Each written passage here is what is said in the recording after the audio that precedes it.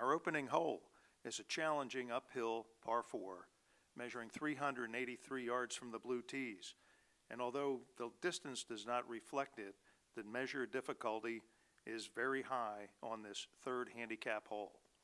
As you hit your tee shot, you want to favor the left-hand side and avoid both the left and right-hand bunkers.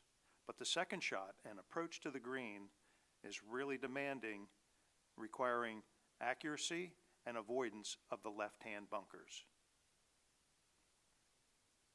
Hole number 2 is a downhill short par 3 over a hazard. The key is finding the proper side of the green with your tee shot to give you the best scoring opportunity. There's a large diagonal spine that divides the green in two.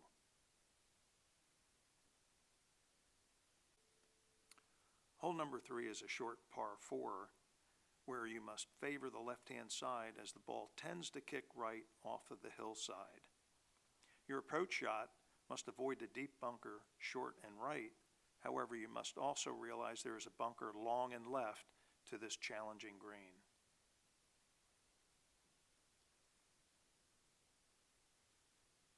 Hole number 4 is our most demanding par 3 on the golf course, not only in length, but in the contours surrounding the green with very deep bunkers on the left-hand side.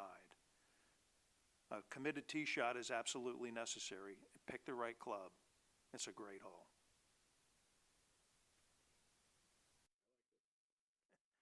Number 5 is a most demanding and beautiful par 4, which must avoid the bunkers right off the tee, but yet favor that right-hand side. As you approach the green, it sits down, but then rises up to a two-tier green, and with a back pin position, it's absolutely critical to not go long. Deep bunker front left is also a challenging spot to finish. Number 6 is a rather short par 4, but primarily due to the downhill run out that you will realize as your ball goes over the hill and bounces off the left-hand side as you get to your approach. The approach is also a little complicated by the downhill side hill lie to a green that sits slightly elevated but with a deep bunker on the right-hand side. If you're out of position, favor the left-hand side as it will bounce toward the green.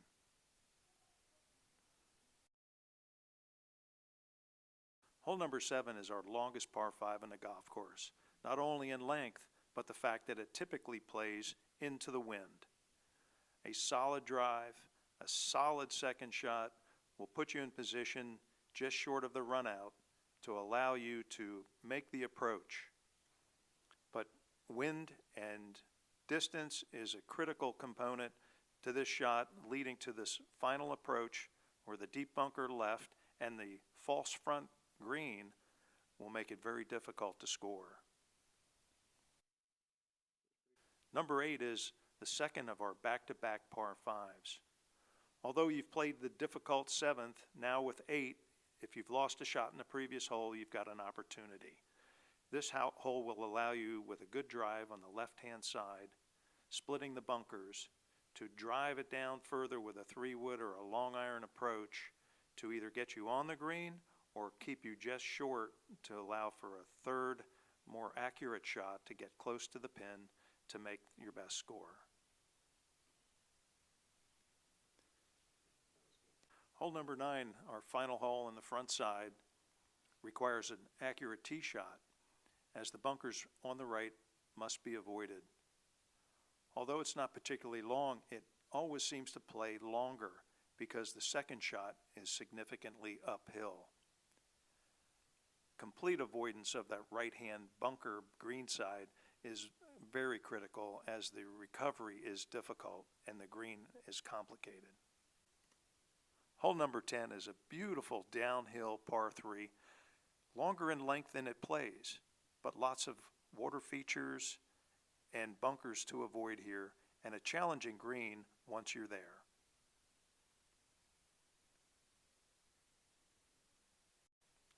Number 11 is a wonderful par 4 that plays longer than the measured distance.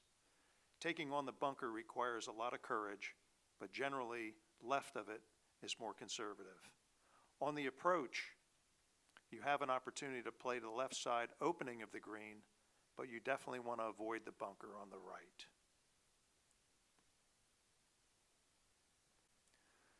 Number 12 is a true risk-reward par 4. Drivable, but accuracy is absolutely necessary.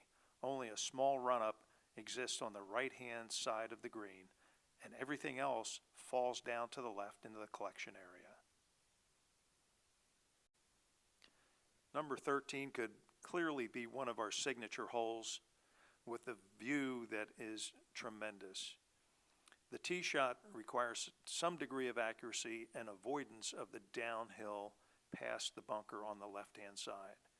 Covering the water feature and avoiding the next complex of bunkers is important to set yourself up for your greenside approach. This green, although it sits higher in elevation, makes for a more challenging shot to get to the proper spot. Number 14 is yet another beautiful par 3.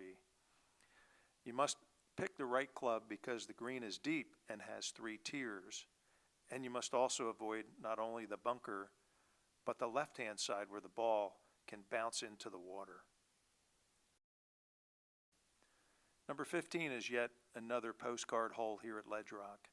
Off the tee, it requires a very strong and accurate drive straight down the middle, avoiding bunkers left and right. It will set you up for a slightly downhill lie to a green complex, which is quite a challenge, with a false front on the left and a more level lie on the right. The green also has a spine in it, which you will find most challenging.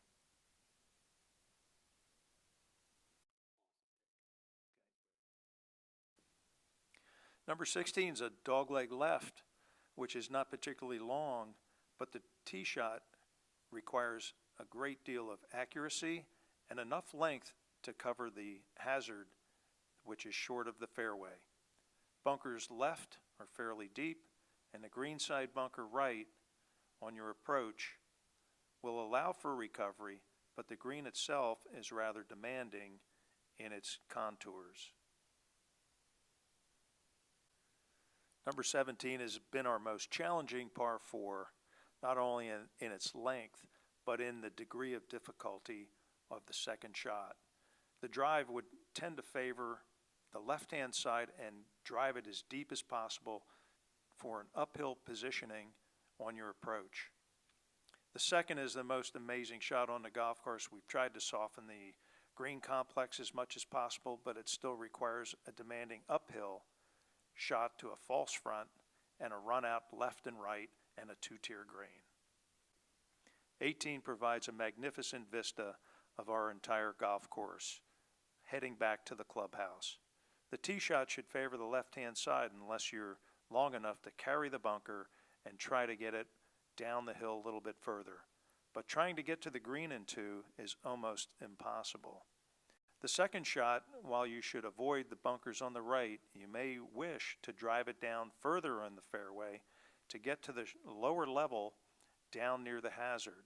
And in doing so, that would allow for a shorter shot to a 2-tier green, which is a challenge